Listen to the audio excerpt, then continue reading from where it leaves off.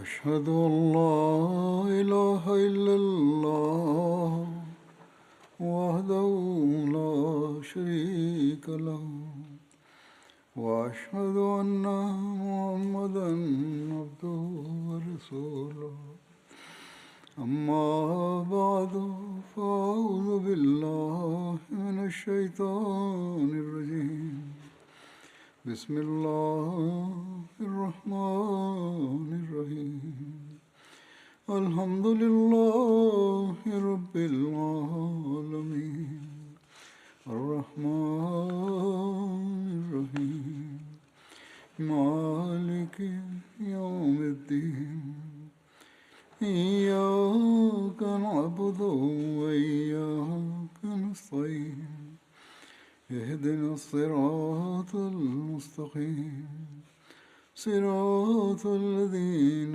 أنعمت عليهم غير المغضوب عليهم ولا الضالين.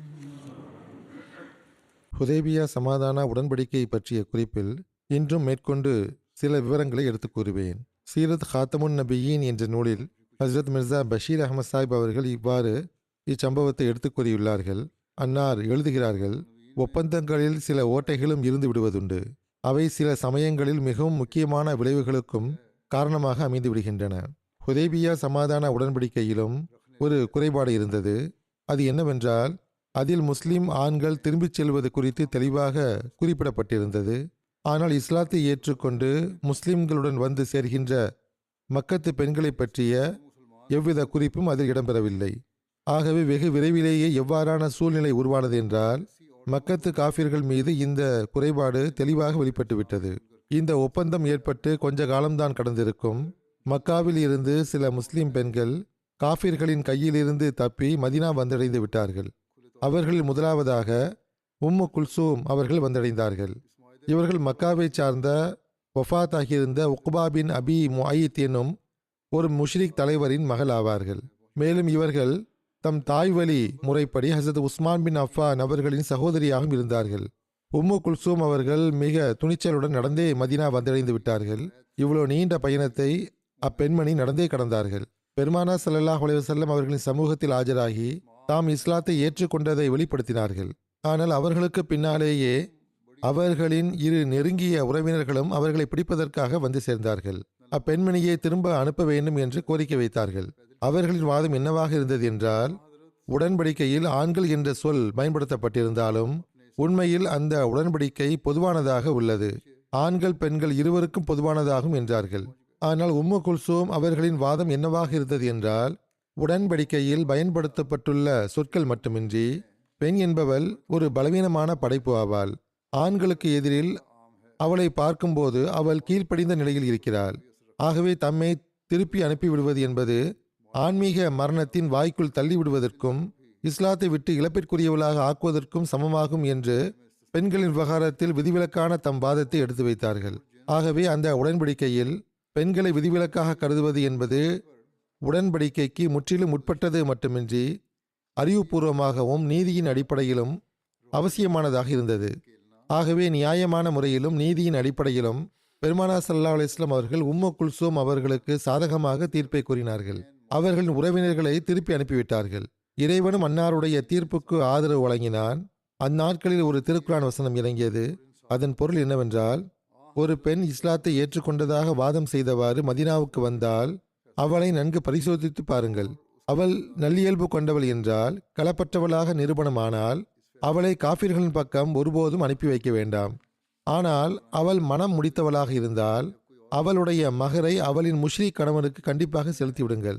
அதற்கு பிறகு மக்காவை விட்டு வெளியேறி ஒரு பெண் மதீனாவை வந்தடையும் போதெல்லாம் அவள் நன்கு பரிசோதிக்கப்படுவாள். அவளுடைய எண்ணம், களப்பற்ற தன்மை ஆகியவை நன்கு பரிசோதிக்கப்பட்டு வந்தது. எந்த பெண்கள் நல்லெண்ணம் கொண்டவர்களாகவும் தூயவர்களாகவும் நிரூபணமானார்களோ, மேலும் அவர்களுடைய ஹிஜ்ரத்தில் எவ்வித உலக ஆசையோ அல்லது தன்னலமோ குறிக்கோளாக இல்லாமல் இருப்பது தெரிய வந்தால் அந்த பெண் மதீனாவிலேயே வைக்கப்பட்டார். அவள் திருமணம் முடித்தவராக இருக்கும் பட்சத்தில் அவளுடைய மகர் அவளுடைய கணவனுக்கு திரும்பி அனுப்பி வைக்கப்பட்டு வந்தது. அதற்கு பிறகு அந்த பெண்களுக்கு முஸ்லிம்களை திருமணம் செய்வதில் எவ்வித தடையும் இல்லாமல் இருந்தது. உடன்படிக்கையின் நிபந்தனையுடன் சம்பந்தப்பட்ட இன்னொரு சம்பவத்தை பற்றிய குறிப்பும் காண கிடைக்கிறது. ஹஸ்ரத் அபு பசீர் அவர்களின் சம்பவம் ஆகும். அதனுடைய விபரத்தில் இவ்வாறு வருகிறது. ஹுதைபியா உடன்படிக்கையில் இருந்த ஒரு நிபந்தனை என்னவென்றால், குறைஷியர்களில் ஒருவர் முஸ்லீமாகி மதினாவுக்கு வந்துவிட்டால் மதினா மக்கள் அவருக்கு புகலிடம் கொடுக்க மாட்டார்கள், திருப்பி அனுப்பி விடுவார்கள். ஆனால் ஒரு முஸ்லீம் இஸ்லாத்தை விட்டு விலகி மக்காவை நோக்கி சென்றால் மக்காவாசிகள் அவரை திரும்ப அனுப்ப மாட்டார்கள் என்பதாகும். வெளிப்படையில் இந்த நிபந்தனை முஸ்லிம்களுக்கு அவமதிப்பாக கருதப்பட்டது. இதனால் பல முஸ்லிம்களின் உள்ளம் கவலையடைந்திருந்தது. எந்த அளவுக்கென்றால், அந்த சூழ்நிலையில் எடுக்கப்பட்ட அந்த முடிவின் காரணமாக நாம் நம் உரிமையை விட்டுக் கொடுக்கிறோம் என மக்களுடைய உள்ளங்கள் எரிந்து கொண்டிருந்தன. எந்த அளவுக்கென்றால், அந்த சூழ்நிலையில் எடுக்கப்பட்ட அந்த முடிவின் காரணமாக நாம் நம் உரிமையை விட்டுக் கொடுக்கிறோம் என மக்களுடைய உள்ளங்கள் எரிந்து கொண்டிருந்த போது ஹசரத் உமர் அவர்களைப் போன்ற மகத்துவமிக்க புரியும் திறன் கொண்ட சஹாபியும் கூட கோபமும் நிம்மதியின்மையும் அடைந்தார்கள். ஆனால் வெகு விரைவிலேயே சூழ்நிலை எப்படி மாறியது என்றால், அந்த நிபந்தனை குறைஷியர்களுக்கு பலவீனத்தையும் முஸ்லிம்களுக்கு வலிமையும் தருவதற்கு காரணமாக அமைந்தது. ஏனென்றால் பெருமானார் ஸல்லல்லாஹு அலைஹி வஸல்லம் அவர்கள் ஆரம்பத்திலேயே கூறிவிட்டார்கள், அதாவது ஒரு முஸ்லீம் வெறுப்படைந்து மதீனாவை விட்டு செல்கிறார் என்றால் அவர் அசுத்தமான ஓர் அங்கமாவார். முனாஃபிக்காக இருக்கக்கூடியவரோ அல்லது எவர்களின் உள்ளத்தில் கோணல் தன்மை இருந்ததோ அவர்களே இஸ்லாத்தை ஏற்றுக்கொண்டு பிறகு விலகிவிடுவார்கள். அவர்களே முர்த்தது ஆனார்கள். ஆகவே யாராவது செல்கிறார் என்றால் அவர் சென்று கொள்ளட்டும். அவரை மதீனாவுக்கு அழைத்து வர வேண்டிய எந்த அவசியமும் கிடையாது. ஏனென்றால் அவர் அசுத்தமான ஒரு அங்கமாவார். அவர் துண்டிக்கப்படுவதே சிறந்தது என்று அன்னார் கூறிவிட்டார்கள். ஆனால் ஒருவர் உண்மையான உள்ளத்துடன் முஸ்லிமாகி மக்காவில் இருந்து வெளியேறினார் என்றால் அவருக்கு மதீனாவில் இடம் கிடைத்தாலும் கிடைக்காவிட்டாலும் அவர் எங்கிருந்தாலும் இஸ்லாத்தை பலப்படுத்துவதற்கு காரணியாக அமைவார். இறுதியில் அல்லாஹ் அவருக்கென்று ஏதேனும் ஒரு வழியை திறந்து கொடுப்பான் என்றார்கள். இந்த கண்ணோட்டம் வெகு விரைவிலேயே தம் உண்மைத்தன்மையை வெளிப்படுத்தியது. ஏனென்றால் பெருமானார் ஸல்லல்லாஹு அலைஹி வஸல்லம் அவர்கள் மதீனாவுக்கு வந்து அதிக காலம் கூட ஆகியிருக்காது. அபு பசீர் உத்பா பின் உசைது சக்ஃபி என்ற மக்காவாசி. இவர் பனு ஜுஹ்ரா என்ற கோத்திரத்தின் நட்பு கோத்திரத்தை சார்ந்தவராக இருந்தார். இவர் முஸ்லீமாகி மக்காவாசிகளின் காவலில் இருந்து தப்பித்து மதீனா வந்தடைந்தார். குரேஷியர்கள் அவரை பிடித்து வர அவருக்கு பின்னால் இருவரை அனுப்பி வைத்தார்கள். பெருமானார் ஸல்லல்லாஹு அலைஹி வஸல்லம் அவர்களிடம் வந்து அபு பசீர் உடன்படிக்கையின் நிபந்தனைக்கேற்ப அம்மக்களுடைய கையில் அவரை ஒப்படைக்க வேண்டும் என்று அந்த மக்கள் கோரிக்கை வைத்தார்கள். பெருமானார் ஸல்லல்லாஹு அலைஹி வஸல்லம் அவர்கள் அபு பசீரை அழைத்து திரும்பிச் செல்லுமாறு கட்டளையிட்டார்கள். அபு பசீர் ஒப்பாரி வைக்க ஆரம்பித்தார். கூக்குரலிட்டார், நான் முஸ்லீமாவேன். இவர்கள் மக்காவில் எனக்கு நெருக்கடி கொடுப்பார்கள். இஸ்லாத்தை விட்டு விலகுவதற்காக என் மீது கடுமை காட்டுவார்கள் என்று கூறினார். உடன்படிக்கையின் காரணமாக நாம் ஒன்றும் செய்ய முடியாத நிலையில் இருக்கின்றோம். உங்களை இங்கு வைத்துக்கொள்ள முடியாது. நீங்கள் இறை விருப்பத்திற்காக பொறுமையை மேற்கொண்டால் இறைவன் உங்களுக்கென்று ஏதேனும் வழியை திறப்பான். ஆனால் நாங்கள் நிர்பந்தத்திற்கு ஆளாகி இருக்கிறோம். எவ்வகையிலும் நாம் உடன்படிக்கையை மீற முடியாது என்று அன்னார் கூறிவிட்டார்கள். பெருமானார் ஸல்லல்லாஹு அலைஹி வஸல்லம் அவர்கள் ஒப்பந்தத்தை எந்த அளவு பேணி வந்தார்கள் என்று பாருங்கள். ஒன்றும் செய்ய இயலாத அபு பசீர் அம்மக்களுடன் திரும்பிச் சென்றார். மக்கா சென்றடைந்த பிறகு தம் மீது பலவிதமான அக்கிரமங்கள் செய்யப்படுமே என்றும் இஸ்லாம் எனும் அருளை மறைத்து வைக்க வேண்டியது வருமே, எந்த அளவுக்கென்றால் பலவந்தத்தின் காரணமாகவும் கடுமையின் காரணமாகவும் அதை கை கழுவ வேண்டியது வந்தாலும் வரலாம் என்றும் அவர் நடுங்கிக் கொண்டிருந்தார். ஆகவே அந்த குழு மதீனாவில் இருந்து சில மைல் தூரத்தில் மக்கா செல்லக்கூடிய வழியில் இருந்த ஜுல் ஹுலைஃபா என்ற இடத்தை அடைந்தபோது அபு பசீர் அவர்கள் சந்தர்ப்பம் பார்த்து அந்த குழுவின் தலைவனாக இருந்தவனை கொன்றுவிட்டார்கள். இன்னொருவனையும் கொல்ல நெருங்கி விட்டிருந்தார்கள். ஆனால் அவன் தம் உயிரை காப்பாற்றிக் கொண்டு எப்படி தப்பித்தான் என்றால் அபு பசீருக்கு முன்பே மதீனா சென்றடைந்து விட்டான். அவனுக்கு பின்னாலேயே அபு பசீர் அவர்களும் மதீனா சென்றடைந்தார்கள். அவன் மதீனா சென்றடைந்த போது பெருமானார் ஸல்லல்லாஹு அலைஹி வஸல்லம் அவர்கள் பள்ளிவாசலில் இருந்தார்கள். அச்சமுற்ற அவனுடைய நிலையை கண்டபோது இவருக்கு பெரும் பயம் தொற்றிக் கொண்டுள்ளது என்று கூறினார்கள். அப்போது அவன் நடுங்கியவாறு அன்னாரிடம், என்னுடைய கூட்டாளி கொல்லப்பட்டு விட்டார், நானும் மரணத்தின் வாயில் நிற்கிறேன் என்றார். அன்னார் அவனிடமிருந்து சம்பவத்தை கேட்டறிந்து ஆறுதல் வழங்கினார்கள். அப்போது அபு பசீரும் கையில் வாளேந்தியவாறு அங்கு வந்தடைந்தார். வந்த உடனேயே பெருமானார் ஸல்லல்லாஹு அலைஹி வஸல்லம் அவர்களிடம், அல்லாஹ்வின் தூதர் அவர்களே, தாங்கள் என்னை குறைஷியர்களின் கையில் ஒப்படைத்து விட்டீர்கள். தங்களுடைய பொறுப்பு முடிந்து விட்டது. ஆனால் இறைவன் அநியாயக்கார சமுதாயத்தில் இருந்து எனக்கு ரட்சிப்பை வழங்கியிருக்கிறான். இப்போது என்னை குறித்து தங்களுக்கு எந்த பொறுப்பும் கிடையாது என்று கூறிய போது பெருமானார் ஸல்லல்லாஹு அலைஹி வஸல்லம் அவர்கள், வயலு உம்மிஹி மிஸ் ஆர ஹர்பின் லவ் கான லஹு அஹது என்று கூறினார்கள். அதாவது இவரின் தாய்க்கு கேடு உண்டாகட்டும் என்றார்கள். இது அரபி சொல் வழக்காகும். இது நேரடி பொருள் கொள்ளப்படாது. மாறாக ஒருவரை ஏசுவதற்காகவோ அல்லது வியப்பை வெளிப்படுத்துவதற்காகவோ அல்லது கோபத்தை வெளிப்படுத்தும் சந்தர்ப்பத்திலோ கூறப்படும் வாக்கியமாகும். இவர் போர் நெருப்பை மூட்டுகிறாரே, யாராவது இவருக்கு புரிய வையுங்களேன் என்று கூறினார்கள். அன்னார் இதை கூறிய போது அபூ பசீர் புரிந்து கொண்டார். எவ்வாறாயினும் பெருமானார் ஸல்லல்லாஹு அலைஹி வஸல்லம் அவர்கள் ஒப்பந்தத்தின் காரணமாக திரும்பிச் செல்லுமாறு கூறுவார்கள் என்று புரிந்து கொண்டார்கள். இதை குறித்து புகாரில் வரும் சொற்கள் என்னவென்றால், ஃபலம்மா சமிய தாலிக அரஃப அன்னஹு சயருத்துஹு இலைஹிம். அதாவது அபூ பசீர் அவர்கள் பெருமானார் ஸல்லல்லாஹு அலைஹி வஸல்லம் அவர்களின் இந்த சொற்களை கேட்டபோது அன்னார் தம்மை இப்பொழுது மறுபடியும் மக்காவாசிகளிடம் திருப்பி அனுப்பி வைத்து விடுவார்கள் என்று புரிந்து கொண்டார். ஆகவே அவர் ஒளிந்து மறைந்து அங்கிருந்து புறப்பட்டார். மக்காவில் அவருடைய ஆன்மீக மற்றும் பௌதீக மரணம் இரண்டும் தென்பட்டது. ஆகவே அவர் மக்காவுக்கு செல்லாமல் செங்கடல் பகுதியை விட்டு விலகி சீஃபுல் பஹ்ரைன் சென்றடைந்தார். அபூ பசீர் தனியாக ஒரு புகலிடத்தை உருவாக்கி கொண்டார் என்று மக்காவில் இருந்த மறைமுகமாக முஸ்லிமாகி இருந்த மக்களுக்கும் பலவீனமான முஸ்லிம்களுக்கும் தெரிய வந்தபோது அவர்களும் கொஞ்சம் கொஞ்சமாக மக்காவில் இருந்து வெளியேறி சீஃபுல் பஹ்ரை வந்தடைந்தார்கள். அவ்வாறு வந்தவர்களில் மக்கத்து தலைவர்கள் ஒருவரான சுஹைல் பின் அம்ர் அவர்களின் மகன் அபூ ஜந்தலும் ஒருவராவார். பெருமானார் ஸல்லல்லாஹு அலைஹி வஸல்லம் அவர்கள் ஹுதைபியாவிலிருந்து அவரை திரும்ப அனுப்பியிருந்தார்கள். அவரை பற்றிய குறிப்பு கடந்த குத்பாவில் கூறப்பட்டது. கொஞ்சம் கொஞ்சமாக இந்த மக்களுடைய எண்ணிக்கை 70ஐ நெருங்கி இருந்தது. சில அறிவிப்புகளின் அடிப்படையில் 300 வரை ஆகியிருந்தது. இவ்வாறு மதீனாவை தவிர இன்னொரு இஸ்லாமிய அரசும் உருவாகியிருந்தது. அது மார்க்க ரீதியாக பெருமானார் ஸல்லல்லாஹு அலைஹி வஸல்லம் அவர்களுக்கு உட்பட்டிருந்தது. ஆனால் அரசியல் ரீதியாக தனிப்பட்டதாகவும் சுதந்திரமானதாகவும் இருந்தது. ஒருபுறம் ஹிஜாஸின் எல்லைக்குட்பட்ட பகுதியில் தனியாக சுதந்திரமாக ஓர் அரசமைப்பு இருப்பது குறைஷியர்களுக்கு ஆபத்தாக இருந்தது. இன்னொரு புறம் சீஃபுல் பஹ்ரில் இருந்த முஹாஜிர்கள் மக்கத்து குறைஷியர்களால் கடும் காயமடைந்தவர்களாக இருந்தார்கள். ஆகவே அதிக காலம் கூட கடந்திருக்காது. ஆரம்ப காலத்தில் மதினாவுக்கு ஹிஜ்ரத் செய்தவர்களுக்கும் மக்கத்து குறைஷியர்களுக்கும் இடையில் தொடர்பு எவ்வாறு ஆனதோ ஏறக்குறைய அதே போன்று சீஃபுல் பஹ்ருடைய முஹாஜிர்களுக்கும் மக்கத்து குறைஷியர்களுக்கும் இடையில் உருவாகிவிட்டது. மதினாவிலிருந்து சிரியா செல்லக்கூடிய பாதைக்கு மிகவும் அருகில் சீஃபுல் பஹர் இருந்தது. ஆகவே குறைஷிய குழுக்களுடன் அந்த முஹாஜிர்களுக்கு மோதல் ஏற்பட ஆரம்பித்தது. இந்த புதிய போர் குறைஷியர்களுக்கு பெரும் அபாயத்தை உருவாக்கியது. முதல் விஷயம் என்னவென்றால், ஏற்கனவே நடந்து முடிந்திருந்த போரின் காரணமாக குறைஷியர்கள் பலவீனம் அடைந்திருந்தார்கள். இரண்டாவது விஷயம் என்னவென்றால், முன்பை காட்டிலும் இப்போது அவர்களின் எண்ணிக்கை மிகவும் குறைந்திருந்தது. இப்போது இவர்களுக்கு எதிரில் சீஃபுல் பஹரில் இருந்த இஸ்லாமிய அரசின் தலைமை அபூ பசீர் மற்றும் அபூ ஜந்தல் போன்ற உயிரை தியாகம் செய்ய தயாராக இருந்தவர்களின் வசம் இருந்தது.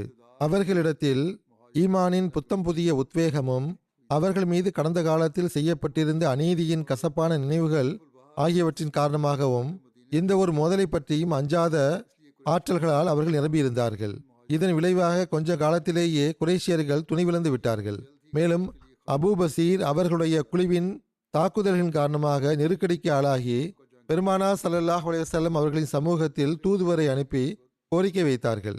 அன்னாரிடம் தம் உறவு முறையை நினைவூட்டி சீஃபுல் பஹ்ரில் இருக்கும் முஹாஜிர்களை மதினாவுக்கு அழைத்து அவர்களை தம் ஆட்சியுடன் இணைத்துக் கொள்ளுமாறு வேண்டுகோள் வைத்தார்கள். அத்துடன் மக்காவிலிருந்து தப்பி மதினாவுக்கு வரக்கூடிய புதிய முஸ்லிம்களுக்கு புகலிடம் கொடுக்கக்கூடாது என்று எழுதப்பட்டிருந்த ஹுதைபியா சமாதான உடன்படிக்கையின் நிபந்தனையை அவர்களே ரத்து செய்து விட்டார்கள். அந்த மக்களை உங்களிடம் வைத்துக் கொள்ளலாம் என்று கூறிவிட்டார்கள். பெருமானார் ஸல்லல்லாஹு அலைஹி வஸல்லம் அவர்கள் இந்த கோரிக்கையை ஏற்றுக்கொண்டார்கள். குறைஷியர்கள் மனமுவந்து அந்த உடன்படிக்கையில் திருத்தம் செய்துள்ளார்கள். ஆகவே நீங்கள் இப்போது மதினா வந்துவிட வேண்டும் என்று அபூ பசீர் மற்றும் அபூ ஜந்தல் ஆகியோருக்கு ஒரு கடிதம் மூலமாக அன்னார் செய்தி அனுப்பினார்கள். பெருமானார் ஸல்லல்லாஹு அலைஹி வஸல்லம் அவர்களின் தூதுவர் அங்கு சென்றபோது அபூ பசீர் அவர்கள் உடல்நலம் குன்றி படுத்த படுக்கையாக இருந்தார்கள். அவர்களின் நிலைமை மோசமாகிக் கொண்டிருந்தது. அபூ பசீர் பெருமானார் ஸல்லல்லாஹு அலைஹி வஸல்லம் அவர்களின் அருளுக்குரிய கடிதத்தை மிக ஆர்வத்துடன் தம் கையில் வாங்கி வைத்துக் கொண்டார்கள். கொஞ்ச நேரத்திற்கு பிறகு அந்நிலையிலேயே உயிரை விட்டார்கள். அவர்கள் வஃபாத்தாகியிருந்தார்கள். அதற்கு பிறகு அபூ ஜந்தல் மற்றும் அவருடைய தோழர்கள் தம்முடைய துணிவான வீரமுள்ள தலைவரை சீஃபுல் பஹ்ரிலேயே அடக்கம் செய்து மகிழ்ச்சி மற்றும் துக்கம் ஆகிய இரு உணர்வுகளும் கலந்த நிலையில் பெருமானார் ஸல்லல்லாஹு அலைஹி வஸல்லம் அவர்களின் சமூகத்தில் ஆஜரானார்கள். துக்கம் எதற்கென்றால், அந்த சம்பவத்தின் ஹீரோவாக இருந்த அவர்களின் வீரமிகு லீடரான அபூ பசீர் அவர்கள் பெருமானா ஸல்லல்லாஹு அலைஹி வஸல்லம் அவர்களை சந்திக்க இயலாமல் வஃபாத்தாகி விட்டார்கள் என்பதால் மகிழ்ச்சி எதற்கென்றால் அந்த மக்கள் தம்முடைய எஜமானரின் பாதங்களை வந்தடைந்து விட்டார்கள் என்பதாலும் குறைஷியர்களின் கொலை தாக்குதல்களிலிருந்து ரட்சிப்பு பெற்று விட்டார்கள் என்பதாலும் ஆகும். முஸ்லிம் அல்லாத வரலாற்றாசிரியர்கள் வழக்கம்போல் வரலாற்றை திரித்து வளைத்து இஸ்லாத்தின் மீது ஆட்சேபனை செய்து வருவதுண்டு. ஹுதைபியா சமாதான உடன்படிக்கை தொடர்பாகவும் கிறிஸ்தவ வரலாற்றாசிரியர்களின் ஆட்சேபனைகள் காண கிடைக்கின்றன. இது தொடர்பாக ஹஸரத் மிர்சா பஷீர் அஹ்மத் சாஹிப் அவர்கள் இவ்வாறு எழுதுகிறார்கள்.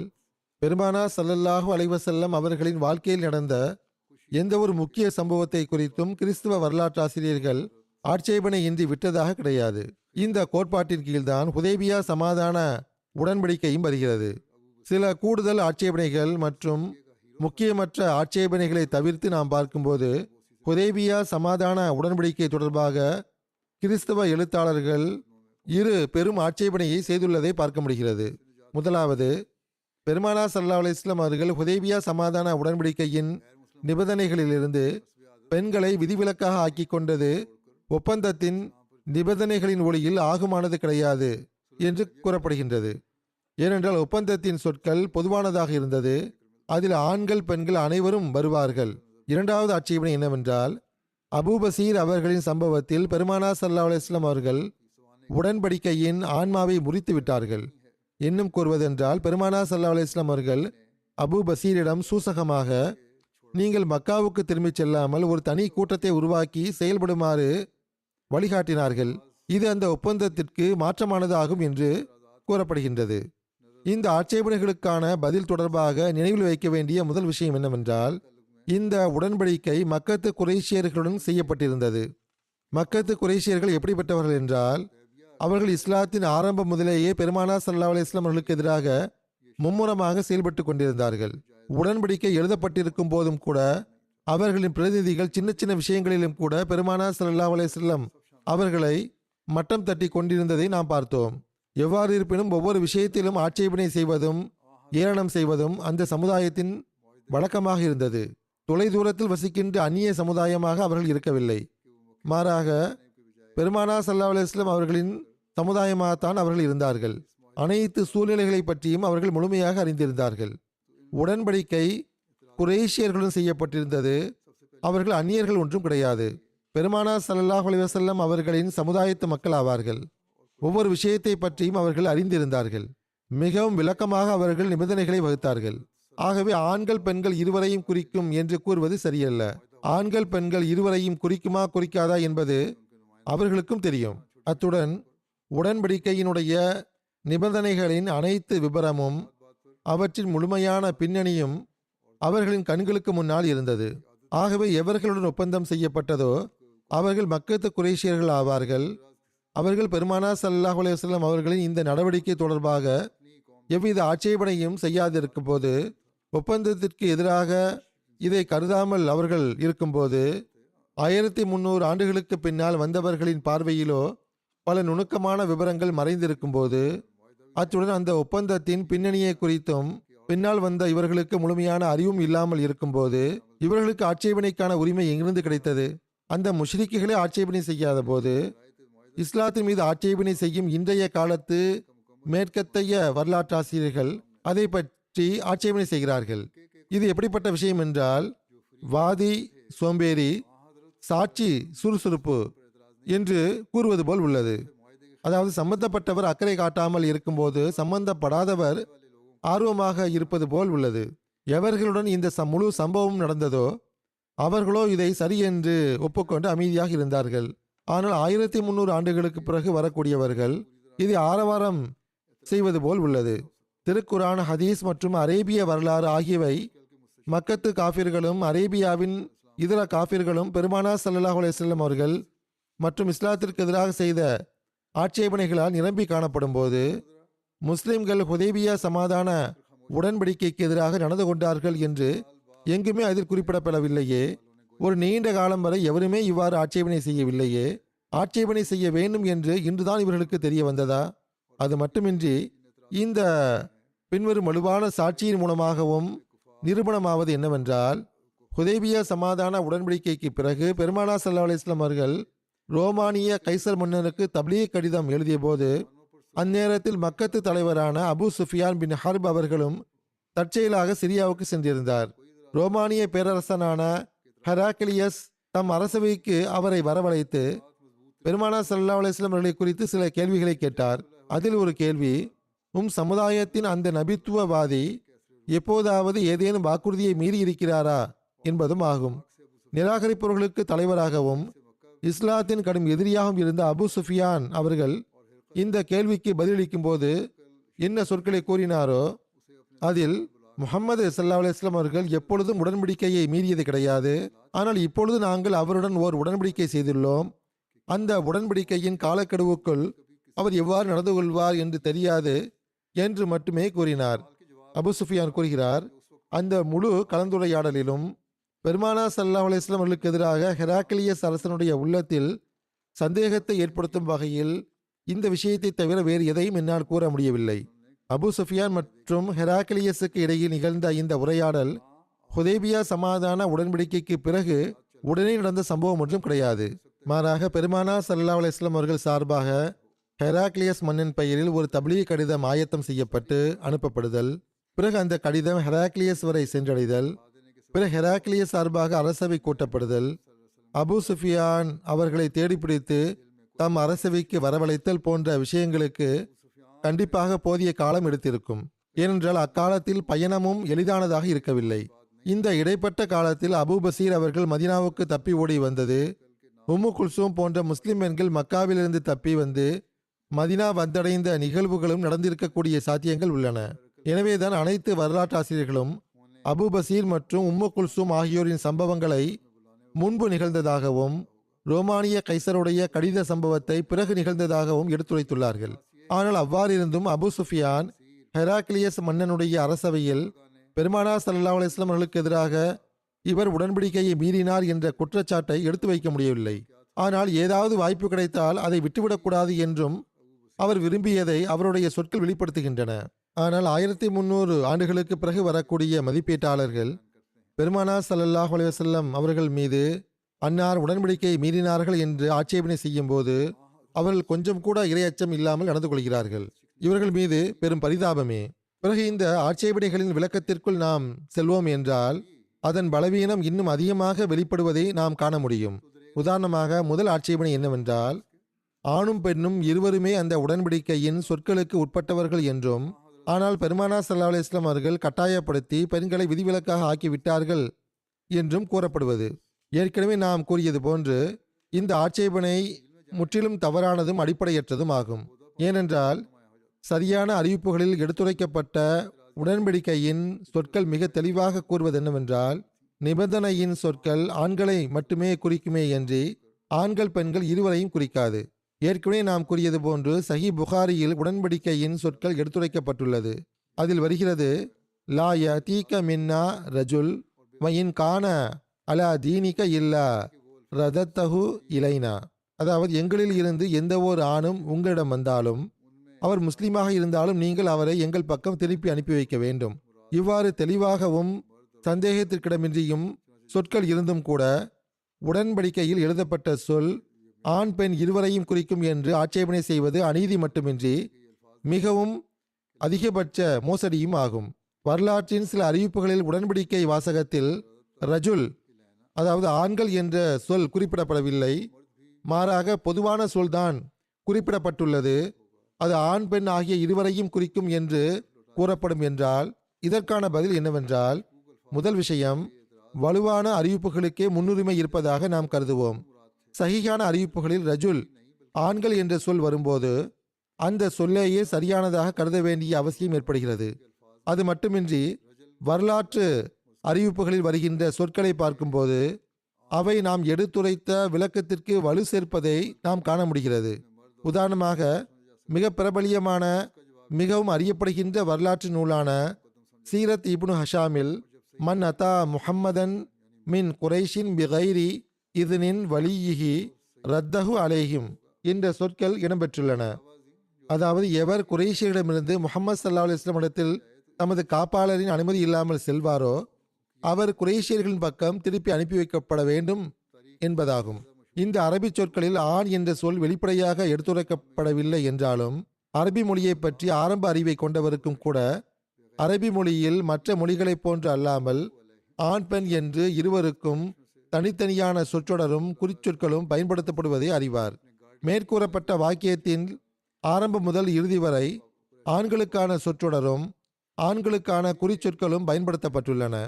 ஆகவே உடன்படிக்கை எந்த மொழியில் எழுதப்பட்டுள்ளதோ அதன் அடிப்படையை கருத்தில் கொண்டு பார்க்கும்போது இந்த வாக்கியத்தில் கூறப்பட்ட சொல் ஆண்களை மட்டுமே குறிக்குமே என்று ஆண்கள் பெண்கள் இருவரையும் குறிக்காது என்பதை புரிந்து கொள்ள முடிகிறது. சில சந்தர்ப்பங்களில் பொதுவான வாக்கியத்தில் ஆண்பால் சொற்றொடரை பேசுவதால் அது ஆண் பெண் இருவரையும் குறிக்கிறது தான். ஆனால் நாம் எந்த வாக்கியத்தை பற்றி விவாதிக்கிறோமோ அதில் அவ்வாறான எந்த வாக்கியமும் இல்லை என்பது வெளிப்படை. அது ஒப்பந்தத்தினுடைய வாக்கியமாகும். அதற்கு சட்டத்திற்கான அந்தஸ்து இருந்தது. இன்னும் கூறுவதென்றால் அதை விடவும் உயரிய அந்தஸ்து இருந்தது. ஏனென்றால் அதில் உள்ள ஒவ்வொரு சொல்லும் சிந்தித்து யோசித்து வைக்கப்படுகின்றது. அதில் பயன்படுத்தப்படும் சொற்கள் இரு பிரிவினரின் குறுக்கு கேள்விகள் மற்றும் ஒப்புதலுக்கு பிறகு பயன்படுத்தப்படுகின்றன. ஆகவே இவ்வாறான வாக்கியங்களில் வரையறைக்குட்பட்ட குறிப்பானதை குறிக்கின்ற பொருளைத்தான் எடுத்துக்கொள்ள முடியும். எவ்வாறு காஃபிர்களின் பிரதிநிதிகள் குறுக்கு கேள்விகளை கேட்டார்கள் என்ற விபரத்தை கடந்த குத்பாவில் நாம் பார்த்துவிட்டோம். ஆகவே எவ்வாறு இருப்பினும் இந்த உடன்படிக்கையில் உள்ள சொல் ஆண்களை மட்டும்தான் குறிக்கும், ஆண்கள் பெண்கள் இருவரையும் குறிக்காது என்ற முடிவுதான் இதிலிருந்து கிடைக்கிறது. அது மட்டுமின்றி ஏற்கனவே கூறப்பட்டது போன்று பெண் பலவீனமானவள் ஆவாள். பொதுவாக அவள் தம் கணவன் அல்லது உறவினராக இருக்கும் ஆண்களின் கருணையின் கீழ் இருக்கிறாள். அவளை திரும்ப அனுப்பி வைத்தல் என்பது அவள் இஸ்லாத்தை ஏற்றுக்கொண்ட பிறகு தம் கைகளால் அவளை குஃபர் மற்றும் ஷிர்க்குக்கு அனுப்பி வைப்பதற்கு சமமாகும். இது கருணை மற்றும் பரிவு ஆகியவற்றிற்கு எதிரானது மட்டுமின்றி நீதி மற்றும் நியாயத்தை விட்டு விலகியதும் ஆகும். ஓர் ஆண் அனுப்பி வைக்கப்படும் போது மக்கத்து காஃபிர்கள் அவருக்கு பல்வேறு விதமான தண்டனைகளையும் துன்பங்களையும் கொடுப்பார்கள் என்ற அபாயம் இருந்த போதிலும் ஆண்தான். அவர் தம் துன்பங்களை எதிர்கொள்வதற்கு அதிக ஆற்றல் கொண்டவராக இருக்கின்ற அதே வேளையில் அவசியத்திற்கேற்ப அவர் எங்கேயாவது ஒளிந்து கொண்டோ அல்லது தப்பி ஓடியோ அல்லது கூட்டத்தை திரட்டியோ தம்மை காப்பாற்றிக் கொள்வதற்கு ஏதாவது ஒரு வழியை தேடிக்கொள்வார். உதாரணமாக அபு பசீர் அவர்கள் செய்தது போன்று. ஆனால் ஓர் ஆதரவற்ற பெண்ணால் என்ன செய்துவிட முடியும்? இப்படிப்பட்ட சூழ்நிலையில் ஒன்று நிர்பந்தத்திற்கு ஆளாகி அவள் இஸ்லாத்தை விட்டு விலகிவிடுவாள் அல்லது மரணத்தை தேடிக்கொள்வாள். இவ்வாறான சூழ்நிலையில் பெருமானார் ஸல்லல்லாஹு அலைஹி வஸல்லம் அவர்களைப் போன்ற கருணையும் பரிவும் கொண்ட ஒருவர் உதவியும் ஆதரவும் அற்ற முஸ்லிம் பெண்களை அநியாயக்காரர்களான காஃபிர்களின் பக்கம் திருப்பி அனுப்புவது முற்றிலும் சாத்தியமற்ற விஷயமாகும். ஆகவே எது நடைமுறைப்படுத்தப்பட்டதோ அது உடன்படிக்கையின் சொற்களுக்கு உட்பட்டு முற்றிலும் சரியானதாக இருந்தது மட்டுமின்றி நீதி, நியாயம், கருணை மற்றும் பரிவு ஆகியவற்றின் அடிப்படையிலும் முற்றிலும் பொருத்தமானதாகவும் சரியானதாகவும் இருந்தது. அநீதிக்குள்ளான ஆதரவற்ற பெண்களை பாதுகாக்கும் இவ்விஷயத்திலும் கூட ஆட்சேபனை செய்யக்கூடியவர்களின் ஏளனம் செய்யும் நாவுகள் விட்டு வைக்கவில்லை. மிகவும் பரிதாபத்திற்குரிய வெட்கப்பட வேண்டிய இந்த செயலை தவிர வேறு ஒன்றும் ஆட்சேபனை செய்யக்கூடியவர்களின் பங்கில் வரவில்லை. இரண்டாவது ஆட்சேபனை அபு பசீர் அவர்களின் சம்பவத்துடன் தொடர்புடையது ஆகும். ஆனால் சிந்தித்து பார்த்தால் இந்த ஆட்சேபனையும் முற்றிலும் அற்பமானதும் பலவீனமானதும் ஆகும் என்று தெரிய வருகிறது. மக்கத்து காஃபிர்களில் இருந்து எந்த நபர், அதாவது எந்த ஆண் மதீனாவுக்கு தப்பி வந்தாலும் அவர் முஸ்லீமாக இருந்தாலும் அவருக்கு மதீனாவில் புகலிடம் கொடுக்கப்படாது, அவரை திருப்பி அனுப்பி வைக்க வேண்டும் என்று பெருமானார் ஸல்லல்லாஹு அலைஹி வஸல்லம் அவர்கள் உடன்படிக்கை செய்திருந்தார்கள். ஆனால் கேள்வி என்னவென்றால், பெருமானார் ஸல்லல்லாஹு அலைஹி வஸல்லம் அவர்கள் இந்த உடன்படிக்கைக்கு எதிராக நடந்து கொண்டார்களா என்பதாகும். ஒருபோதும் கிடையாது. அன்னார் அந்த ஒப்பந்தத்தை எந்த அளவுக்கு முழுமையாகவும் மகத்தான முறையிலும் பேணி நடந்தார்கள் என்றால் இதற்கு ஒப்பான ஒரு முன்மாதிரியை உலகத்தால் எடுத்துக்காட்ட இயலாது. சிந்தித்து பாருங்கள். அபு பசீர் இஸ்லாத்தின் உண்மையை ஏற்றுக்கொண்டு மக்காவிலிருந்து தப்பி ஓடினார். காஃபிர்களின் அநீதியில் இருந்து பாதுகாப்பாக இருப்பதற்கும் தம் ஈமானை காப்பாற்றுவதற்காகவும் ஒளிந்து மறைந்து மதீனாவை வந்தடைந்தார். ஆனால் அவருடைய அநீதி செய்யக்கூடிய உறவினர்களும் அவருக்கு பின்னாலேயே வந்தடைந்தார்கள். வாளின் அழுத்தத்தினால் இஸ்லாத்தின் உண்மையை விட்டு அவரை விலக்கி வைப்பதற்காக பலவந்தமாக அவரை திரும்ப அழைத்து செல்ல நினைத்தார்கள். அதனால் இந்த இரு தரப்பும் பெருமானார் ஸல்லல்லாஹு அலைஹி வஸல்லம் அவர்களின் சமூகத்தில் ஆஜரானார்கள். அபு பசீர் மெல்லிய குரலிலும் அச்சமுற்ற தொனியிலும், அல்லாஹ்வின் தூதர் அவர்களே, இறைவன் எனக்கு இஸ்லாம் எனும் அருளை வழங்கியுள்ளான். நான் மக்காவுக்கு திரும்பிச் செல்வதால் எப்படிப்பட்ட துன்பமான ஆபத்தான வாழ்க்கையை எதிர்கொள்ள நேரும் என்பதை தாங்கள் அறிவீர்கள். இறைவனுக்காக என்னை திருப்பி அனுப்பாதீர்கள் என்று கேட்டுக்கொண்டார். ஆனால் இதற்கு எதிராக அபூபசீரின் உறவினர்கள் அன்னாரிடம், எங்களுடைய எந்த ஓர் ஆணும் மதீனாவுக்கு வந்தாலும் அவரை திருப்பி அனுப்ப வேண்டும் என்று தங்களுக்கும் எங்களுக்கும் இடையில் ஓர் உடன்படிக்கை ஏற்பட்டுள்ளது என்று கோரிக்கை வைத்தார்கள். அபூபசீரின் துன்பமும் தம் சஹாபிகளின் தன்மானமும் பெருமானார் ஸல்லல்லாஹு அலைஹி வஸல்லம் அவர்களின் கண்முன்னே இருந்தது. அன்னாருடைய உணர்வுகளும் அன்னாருடைய உள்ளத்தில் பொங்கிக் கொண்டிருந்தது. ஆனால் அமானிதம் மற்றும் நம்பிக்கையின் உருவமாக திகழ்ந்த பெருமானார் ஸல்லல்லாஹு அலைஹி வஸல்லம் அவர்கள் தம் வாக்குறுதியில் மலையை போன்று உறுதியாக நின்றவாறு, அபூபசீரே, நாம் அவர்களுக்கு வாக்குறுதி கொடுத்திருப்பதை தாங்கள் அறிவீர்கள். நமது மார்க்கத்தில் வாக்குறுதி மீறுதல் ஆகுமானதன்று என்று கூறினார்கள். பாருங்கள், ஒருவருடைய உயிர் பற்றிய கேள்வி வருகிறது. ஆனால் பெருமானார் ஸல்லல்லாஹு அலைஹி வஸல்லம் அவர்களோ நமது மார்க்கத்தில் வாக்குறுதி மீறுதல் ஆகுமானதன்று என்று பதில் கூறுகிறார்கள். நாம் சின்ன சின்ன வாக்குறுதிகளை கூட மீறுகிறோம். நம்முடைய ஈமானிய நிலை எவ்வாறு உள்ளது என்று நாம் சிந்திக்க வேண்டும். பிறகு பெருமானார் ஸல்லல்லாஹு அலைஹி வஸல்லம் அவர்கள் அவரிடம், நீங்கள் அந்த மக்களுடன் சென்று விடுங்கள். நீங்கள் பொறுமையுடனும் உறுதியுடனும் இஸ்லாத்தில் நிலை பெற்றிருந்தால் இறைவன் உங்களுக்காகவும் உங்களைப் போன்ற ஆதரவற்ற பிற முஸ்லிம்களுக்காகவும் அவனே ரட்சிப்பிற்கான ஒரு வழியை திறந்து வைப்பான் என்று கூறினார்கள். அந்த ரட்சிப்புக்கான வழி திறந்ததை நாம் கண்டோம். நபி அவர்கள் இந்த வழிகாட்டலை கேட்ட அபூபசீர் மக்காவாசிகளுடன் திரும்பி சென்று விட்டார்கள். மக்கா செல்லும் வழியில் தம்மை சிறைபிடித்து சென்றவர்களுடன் ஏற்பட்ட மோதலில் அவர் வெற்றி பெற்று மறுபடியும் திரும்பி வந்தபோது பெருமானார் ஸல்லல்லாஹு அலைஹி வஸல்லம் அவர்கள் அவரை பார்த்த உடனேயே கோபத்துடன், வைலு உம்மிஹி மிஸ் அர ஹர்பின் லவ் கான லஹு அஹது என்று கூறினார்கள். அதாவது, இவரின் தாய்க்கு கேடு உண்டாகட்டும், இவரோ போரின் நெருப்பை மூட்டுகிறாரே, யாராவது இவருக்கு புரிய வைத்தால் நன்றாக இருக்குமே என்றார்கள். இந்த சொற்களை கேட்டவுடனேயே பெருமானார் ஸல்லல்லாஹு அலைஹி வஸல்லம் அவர்கள் தம்மை என்னவானாலும் திருப்பி அனுப்பி வைத்து விடுவார்கள் என்று உறுதியாக அவர் புரிந்து கொண்டார். அவர் மதீனாவை விட்டு ஒளிந்து மறைந்து வெளியேறி வெகு தொலைவில் இருந்த தனியான வேறொரு இடத்தை தமது தங்குமிடமாக ஆக்கி கொண்டார். இப்போது இந்த அனைத்து சம்பவங்களையும் நீதியின் கண்கொண்டு பார்க்கும்போது இதில் பெருமானார் ஸல்லல்லாஹு அலைஹி வஸல்லம் அவர்களின் தலையீடு ஏதும் இல்லை என்பதையும் அன்னாருக்கு எதிராக எவ்வித ஆட்சேபனையும் எழ முடியாது என்பதையும் தெரிந்து கொள்ளலாம். உண்மை என்னவென்றால், அன்னார் தம் உணர்வுகளை காயப்படுத்தியவாறு உடன்படிக்கையை நிறைவேற்றினார்கள். ஒரு முறை அல்ல, இருமுறை அபூபசீர் அவர்களை திரும்ப அனுப்பி வைத்தார்கள். எப்படிப்பட்ட மகத்துவமான சொற்களை கூறி திரும்ப அனுப்பி வைத்தார்கள் என்றால், உலக வரலாற்றில் இதற்கு ஒப்பான ஒன்றை நம்மால் காண இயலாது. பெருமானார் ஸல்லல்லாஹு அலைஹி வஸல்லம் அவர்கள் தம் உணர்வுகளை காயப்படுத்தியது மட்டுமின்றி தமது சஹாபிகளின் உணர்வுகளையும் அபூபசீருடைய உணர்வுகளையும் காயப்படுத்தியவாறு உடன்படிக்கையை நிறைவேற்றினார்கள். பிறகு அபூபசீரை மக்காவாசியிடமிருந்து விடுதலையாகி வேறொரு இடத்திற்கு சென்று விட்டார் என்றால், பெருமானார் ஸல்லல்லாஹு அலைஹி வஸல்லம் அவர்கள் மீது ஆட்சேபனை செய்வதற்கு இதில் என்ன உள்ளது? மக்காவிலிருந்து தப்பி ஓடக்கூடிய நபர் எங்கிருந்தாலும் அவரை மக்காவுக்கு கொண்டு சேர்க்கின்ற பொறுப்பு பெருமானார் ஸல்லல்லாஹு அலைஹி வஸல்லம் அவர்களை சாரும். அன்னார் அதற்கு உட்பட்டவர் ஆவார்கள் என்று கூறும் வகையில் உடன்படிக்கையில் ஏதேனும் நிபந்தனை உள்ளதா என்ன? அந்தோ பரிதாபம், இஸ்லாத்தின் எதிரிகள் எந்த விஷயத்திலும் இஸ்லாத்துடன் நீதியுடன் நடந்து கொள்ளவில்லை. அபூபசீரால் உருவாக்கப்பட்டிருந்த அந்த புகலிடத்திற்கு பெருமானார் ஸல்லல்லாஹு அலைஹி வஸல்லம் அவர்கள் கட்டளை பிறப்பித்து, நீங்கள் மக்காவுக்கு திரும்பிச் செல்லுங்கள் என்று கூறாத காரணத்தினால் வெளிப்படையாக உடன்படிக்கையின் சொற்களை அன்னார் முறிக்கவில்லை என்றாலும் கூட அதன் ஆன்மாவை முறித்து விட்டார்கள் என்று ஆட்சேபனை செய்யப்படும் என்றால் இதுவும் ஒரு பலவீனமான ஆட்சேபனை என்று வேறில்லை என்றுதான் கூற முடியும். இந்த ஆட்சேபனையும் முற்றிலும் அறிவீனமான ஆட்சேபனையாகும். ஆட்சேபனையின் சொற்களும் அந்த சொற்களின் ஆன்மாவும் இதை மறுக்கிறது. உடன்படிக்கையில் இருந்த நிபந்தனை என்னவென்றால், மக்காவை சார்ந்த ஒரு முஸ்லீம் தப்பித்து மதீனா வந்துவிட்டால் பெருமானார் ஸல்லல்லாஹு அலைஹி வஸல்லம் அவர்கள் அவரை திருப்பி அனுப்பி வைத்து விடுவார்கள் என்பதாகும். இது தெளிவாக நிரூபிப்பது என்னவென்றால், இந்த நிபந்தனையின் நோக்கமும் இலக்கும் என்னவாக இருந்ததென்றால், அப்படிப்பட்ட ஒரு நபர் முஸ்லீமாக இருந்தாலும் மதீனாவின் இஸ்லாமிய அரசின் எல்லைக்குள் அவர் ஏற்றுக்கொள்ளப்பட மாட்டார். அதாவது, கொள்கை ரீதியாக அவர் முஸ்லீமாக இருந்தாலும் பெருமானார் ஸல்லல்லாஹு அலைஹி வஸல்லம் அவர்கள் தம் மதீனத்து அரசுக்குள் அவரை சேர்க்கக்கூடாது என்பதாகும். ஆகவே அவ்வாறான நபர் உடன்படிக்கையின் நிபந்தனைகளின் கீழ் மதீனாவின் இஸ்லாமிய ஆட்சியை விட்டு வெளியேற்றப்பட்ட பிறகு அவர் எங்கிருந்தாலும் பெருமானார் ஸல்லல்லாஹு அலைஹி வஸல்லம் அவர்கள் அவருக்கு கட்டளையிட்டு அவரை திருப்பி அனுப்பி வைக்க வேண்டும் என்று எதிர்பார்ப்பது எவ்வாறு சரியானதாகும்?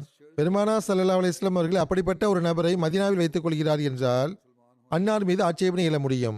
உடன்படிக்கையின் அடிப்படையில் ஒருவர் முஸ்லீமாக இருந்தாலும் அவரை பெருமானார் ஸல்லல்லாஹு அலைஹி வஸல்லம் அவர்கள் தம் அரசாட்சிக்குள் சேர்க்கக்கூடாது என்பது நிபந்தனையாகும். ஆகவே அன்னார் அந்த நபரை தம் மதினத்து ஆட்சியை விட்டு வெளியேற்றி மக்காவாசிகளின் கையில் ஒப்படைக்கிறார்கள். மதினாவை விட்டும் வெளியேற்றுகிறார்கள். அவ்வாறு இருந்தும் அன்னாரின் மீது ஆட்சேபனை செய்யப்படுகிறது. அன்னார் அந்த நபரை தம் ஆட்சியின் கீழ் இணைத்து கொண்டு அவருக்கு ஏன் கட்டளை இடவில்லை என்று அன்னார் மீது ஆட்சேபனை செய்யப்படுவது எவ்வளவு பெரிய அநீதியாகும் என்று பாருங்கள். ஆகவே அரசியல் ரீதியாக இது எந்த அளவு பலவீனமான பொருளற்ற ஆட்சேபனை என்றால் எந்த ஒரு புத்திசாலி மனிதனும் இதன் பக்கம் கவனம் செலுத்த மாட்டான். உண்மை என்னவென்றால் ஹிஜ்ரத் செய்து வரக்கூடிய எந்த ஒரு முஸ்லிமுக்கும் மதினாவுக்குள் புகலிடம் தரக்கூடாது என்று காஃபிர்கள் சார்பாக உடன்படிக்கையில் இணைக்கப்பட்ட இந்த அறிவற்ற நிபந்தனையை இறைவன் அவர்களுக்கே தண்டனையாக ஆக்கி அவர்களை பார்த்து, எம்முடைய தூதரோ எந்நிலையிலும் உடன்படிக்கையை பேணி வந்தார், ஆனால் நீங்கள் உங்களது வழியிலேயே முட்களை வைத்து விட்டீர்கள், உங்களால் உருவாக்கப்பட்ட ஆயுதங்களை கொண்டே உங்களுடைய கைகளை வெட்டி கொண்டுள்ளீர்கள் என்று இறைவன் கூறினான். மக்காவில் இருந்து எந்த ஓர் ஆணும் முஸ்லீமாகி மதினாவுக்கு சென்றால் அவரை பெருமானா ஸல்லல்லாஹு அலைஹி வஸல்லம் அவர்கள் மதினாவுக்குள் வைக்கக்கூடாது. அவர் மதினாவின் அரசாட்சியை விட்டு வெளியேற்றப்பட்டவராக கருதப்பட வேண்டும் என்று நீங்கள் தான் கூறினீர்கள். இப்பொழுது அதே நாவை கொண்டு மதினத்து அரசாட்சியை விட்டு வெளியேற்றப்பட்ட அந்த நபர்கள் எங்கிருந்தாலும் அவர்களுக்கு பெருமானா ஸல்லல்லாஹு அலைஹி வஸல்லம் அவர்கள் கட்டளையிட்டு அவர்கள் மீது தம் அரசாட்சியை நிலைபெறச் செய்து அவர்களை மக்காவுக்கு கொண்டு சேர்க்க வேண்டும் என்று கூறுவது முற்றிலும் அறிவீனமான விஷயமாக உள்ளது. பெருமானா ஸல்லல்லாஹு அலைஹி வஸல்லம் அவர்கள் அவ்வாறான நபர்களின் ஆன்மாக்கள் மீதும் அவர்களின் மறுமை சம்பந்தப்பட்ட விவகாரங்கள் மீதும் சந்தேகத்திற்கிடமின்றி கண்காணிப்பாளராக இருந்தார்கள், ஆட்சியாளராக இருந்தார்கள். ஆனால் அவர்களின் அரசியல் அமைப்பு மற்றும் அவர்களின் உலக விவகாரங்களில் கண்காணிப்பாளராக இருக்கவில்லை. அரசியல் ரீதியாக, ஆட்சி ரீதியாக, சட்ட ரீதியாக அவர்கள் மீது அன்னாருக்கு எந்த உரிமையும் இருக்கவில்லை. தனியாக புகலிடம் அமைத்துக் கொண்ட அவர்கள் முஸ்லிம்கள் என்பதில் எந்த சந்தேகம் கிடையாது. ஆன்மீக ரீதியாக அவர்கள் பெருமானா ஸல்லல்லாஹு அலைஹி வஸல்லம் அவர்களின் பையத்தில் இணைந்து முஸ்லிமாகி நம்பிக்கை கொண்டவர் என்று அழைக்கப்பட்டார்கள். ஆனால் அரசியல் ரீதியாக அவர்கள் உங்களை சார்ந்தவர்கள் கிடையாது என்று அந்த காஃபிர்கள் தான் நிபந்தனை வகுத்தார்கள். அதை அன்னாரும் சரி என்று ஏற்றுக்கொண்டார்கள். காஃபிர்களே, நீங்களே அந்த மக்களை பெருமானா ஸல்லல்லாஹு அலைஹி வஸல்லம் அவர்களின் அரசாட்சியை விட்டு வெளியேற்றி விட்டீர்கள். பிறகு அன்னாரின் மீது ஆட்சேபனை செய்வதற்கு இதில் என்ன உள்ளது? எவ்வாறு இருப்பினும் இது மக்கத்து குறைஷியர்களின் சூழ்ச்சியாக இருந்தது. அது அவர்களின் பக்கமே திரும்பியது. பெருமானா ஸல்லல்லாஹு அலைஹி வஸல்லம் அவர்களின் வாழ்வு எந்நிலையிலும் தூயதாக இருந்தது, தூயதாக இருக்கிறது. உடன்படிக்கையின் சொற்களையும் அன்னார் நிறைவேற்றினார்கள். அபூ பஸீர் அவர்களை மக்காவாசிகளின் வசம் ஒப்படைத்தவாறு அவரை மதீனாவை விட்டு வெளியேற்றி விட்டார்கள். அதேபோன்று அந்த உடன்படிக்கையின் நிபந்தனையினுடைய அசல் நோக்கமாக இருந்து அதன் ஆன்மாவையும் நிறைவேற்றினார்கள். அபூ பஸீர் மற்றும் அவர்களின் தோழர்களை தம் அரசாட்சியின் வட்டத்தை விட்டு வெளியே வைத்து விட்டார்கள். ஆகவே எல்லா வகையிலும் அன்னார் உண்மையாளர்களாக இருந்தார்கள். மக்கத்து காஃபிர்கள் தாம் விரித்த வலையிலே தாமே சிக்கிக் கொண்டார்கள். இறுதியில் அவர்கள் இழிவடைந்து அன்னாரிடம் வந்து, நாங்கள் இந்த நிபந்தனையை ஒப்பந்தத்தில் இருந்து நீக்கிவிடுகிறோம் என்று கூறினார்கள். வைலு உம்மிஹி மிஸ்ஆர ஹர்பின் லவ் கான லஹு அஹது, அதாவது அவருடைய தாய்க்கு கேடு உண்டாவதாக, இவரோ போர் நெருப்பை தூண்டுகிறாரே, இவருக்கு யாராவது புரிய வைத்தால் நன்றாக இருக்குமே என்று பெருமானா ஸல்லல்லாஹு அலைஹி வஸல்லம் அவர்கள் கூறிய சொற்களில் அபூ பஸீருக்கு சூசகமாக அன்னார் கட்டளையிட்டார்கள் என்று யாராவது கூறுவார் என்றால், அதாவது அந்த சொற்களில் அபூ பஸீரிடம் சூசகமாக நீங்கள் தனியாக ஒரு குழுவை உருவாக்கி கொண்டு குறைஷியர்களுடன் போரை ஆரம்பித்துக் கொள்ளுங்கள் என்று அன்னார் கூறினார் என்றும் ஆட்சேபனை செய்யப்படுகின்றது. இது முற்றிலும் அநீதியும் அசுத்தமான சிந்தனையும் ஆகும். இந்த சொற்களோ பெருமானா ஸல்லல்லாஹு அலைஹி வஸல்லம் அவர்களின் உண்மைக்கு சான்றாகவும் அவசியமற்ற போரை கண்டு அன்னார் வெறுப்படைந்ததற்கு சான்றாகவும் உள்ளது. இவர் போரை தூண்டிவிட நினைக்கிறாரா என்ன என்றுதான் அன்னார் கேட்டார்கள். நீங்கள் போரை தூண்டிவிடுங்கள் என்று அவருக்கு சூசகமாக கூறவில்லை. அபூ பஸீரின் நடவடிக்கையில் இருந்து அன்னார் முற்றிலும் நிரபராதியாகவும் அவருடைய செயலை கண்டு விருப்பமின்மையை வெளிப்படுத்தியவராகவும் இருந்தார்கள் என்பதையே இவை நிரூபிக்கின்றன. அதுவல்லாமல் மறைவாக சூசகமாக அவரை ஒருபோதும் அன்னார் தூண்டவில்லை. பெருமானா ஸல்லல்லாஹு அலைஹி வஸல்லம் அவர்கள் அபூ பஸீரை பார்த்து இறுதியாக கூறிய சொற்களில் லவ் கான லஹு அஹது என்று கூறினார்கள். அதன் பொருள் அவருக்கு ஏதேனும் ஒரு தோழர் கிடைத்தால் நன்றாக இருக்குமே என்பதாகும். இதிலிருந்து பெருமானா ஸல்லல்லாஹு அலைஹி வஸல்லம் அவர்களின் நோக்கம் அபூ பஸீருக்கு ஏதாவது ஒரு கூட்டாளி கிடைத்தால் அவர் போரின் நெருப்பை தூண்ட முடியுமே என்பதாக இருந்தது என்றும், அந்த கூற்றில் போரை தூண்டி விடுவதன் பக்கம் சுட்டிக்காட்டப்பட்டுள்ளது என்றும் சர் வில்லியம் முயர் கருதுவது போல் யாராவது கருதினால் அதற்கான பதில் என்னவென்றால், முதல் விஷயம், நாம் வரலாற்று ரீதியாக எந்த பொருளை கொடுத்தோமோ அது அரபி வாக்கியத்திற்கு முற்றிலும் பொருத்தமானதாக இருந்தது. இதற்கான உதாரணங்கள் ஹதீஸிலும் அதிகமான அளவில் காண கிடைக்கின்றன.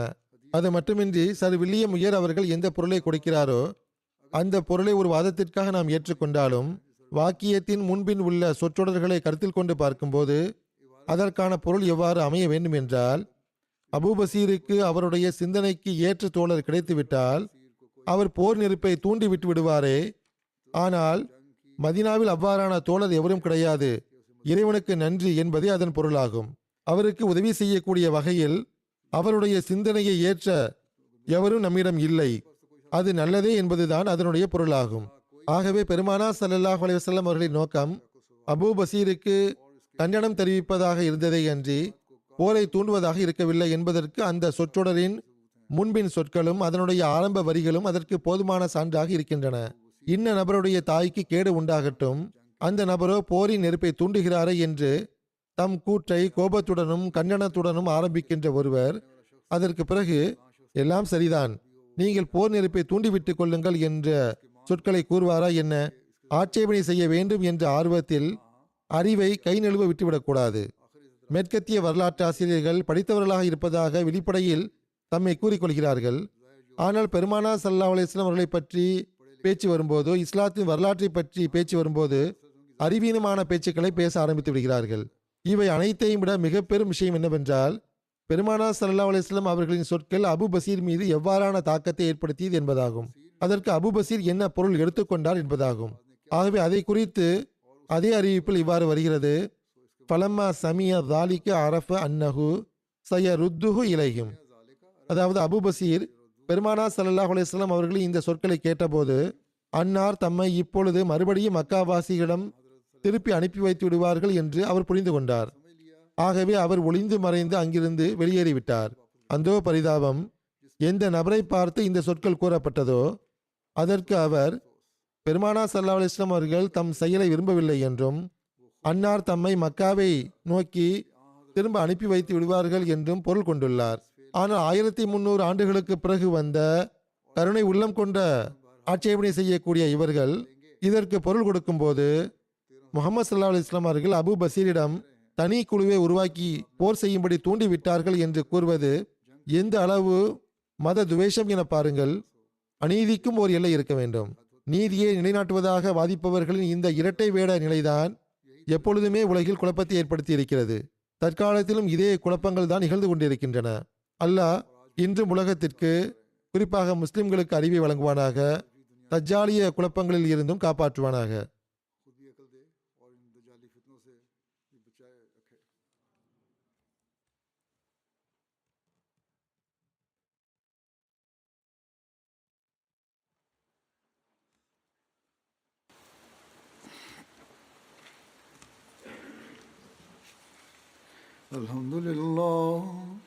الحمد لله نحمده ونستعينه ونستغفره ونؤمن به ونتوكل عليه ونعوذ بالله من شرور أنفسنا ومن سيئات أعمالنا من يهده الله فلا مضل له ومن يضلل فلا هادي له ونشهد أن لا إله إلا الله ونشهد أن محمدا عبده ورسوله عباد الله رحمكم الله إن الله يأمر بالعدل والإحسان وإيتاء ذي القربى وينهى عن الفحشاء والمنكر والبغي يعظكم لعلكم تذكرون اذكروا الله يذكركم وادعوه يستجب لكم ولذكر الله أكبر.